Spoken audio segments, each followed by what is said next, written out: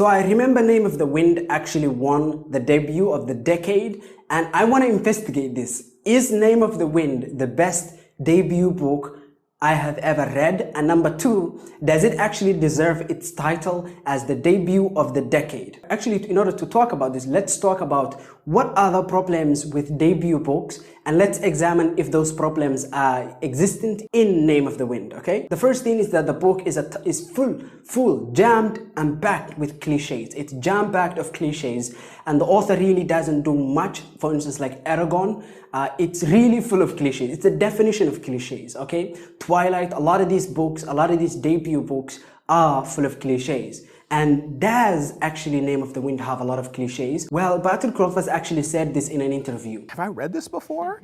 Well, I kind of had. It was very samey, and so I wanted to do something a little bit different. This story, it's unique. There are no cliches I have seen in this story. The only cliche is with the love interest Dena.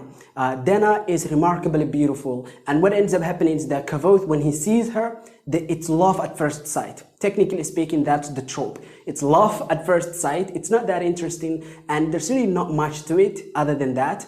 However, technically speaking, if you really overlook that, the story is mostly unique. It doesn't have cliches, and I love this. I love this so much. And then the issue with a lot of debut books is that the prose in the book is terrible.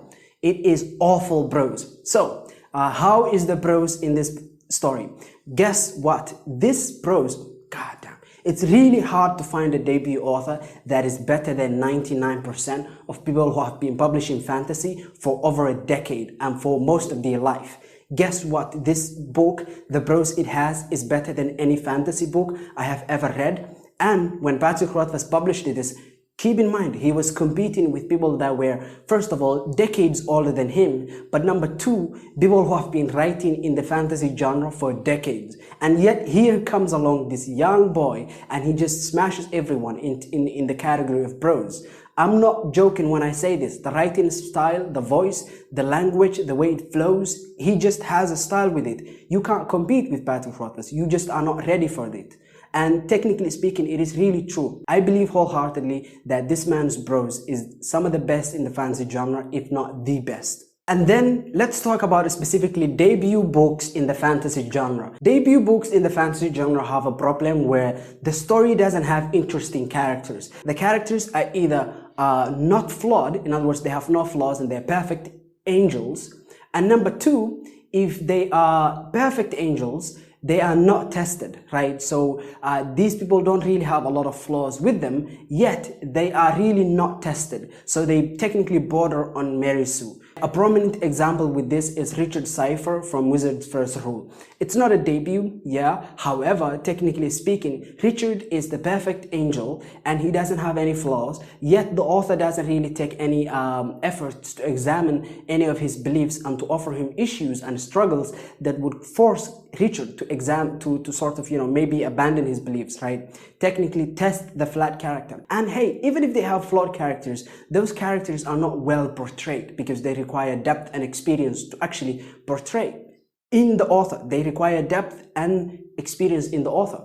Rothfuss has Kavoth. Kavoth actually has a flaw with him, and it's that he's apathetic. He doesn't take action. But number two, on top of that, he's actually well tested. And I think in Doors of Stone, this particular apathy, this lack of action will be challenged by the author. And I think since Rothfuss is a lot more experienced nowadays, he will do a great job. But yes, we have a flawed character that actually has some depth, but on top of that, they are well tested in the first book, right? He has a good protagonist to his first book, Name of the Wind, his debut. And he doesn't suffer from this problem 90% of debuts out there suffer from. And then another thing that is very specific to the fantasy genre, a lot of debut fantasy books have cliched world building, and on top of that, they also have terrible magic systems. I am happy to confirm that the world building, Tamaran, I believe, not particularly certain, is beautifully built. It is beautifully structured. It is beautifully, it's beautifully presented, okay? And this is something important to note. A lot of fantasy authors just vomit everything about their world without having any style of presentation. Kavoth with Rothfuss and also the world and how we get to learn the world bit by bit. It's beautifully presented. And the magic system, come on man, Patrick Rothfuss has some of the best magic systems in The Name of the Wind. It's that simple. So, do I actually think this is the best debut novel I have ever read? I will have to say no. I will have to say no, specifically because I've actually read one better debut novel. I think it's Prince of Thorns, the first book in Broken Empire. However, do I think this is the best debut in the decade, and does it deserve its title? Absolutely. It holds its title strongly. It holds its title with an iron fist. I agree that this is the best debut of the decade. I just preference-wise prefer Prince of Thorns. Okay, I hope that you enjoyed this. What do you think of The Name of the Wind? I would love to know. Tell me down in the comments below. I hope that you have a nice day.